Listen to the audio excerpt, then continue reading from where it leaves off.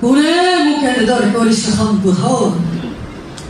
এনে নামিছে যেন তোৰ প্ৰাণপতি মুখ কমি গৈছে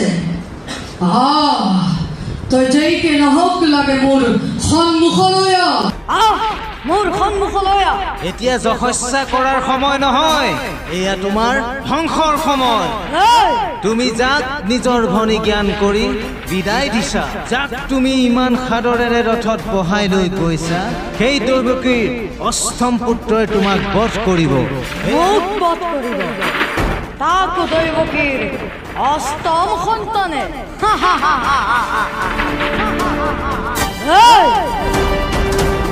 যি দেৱতাই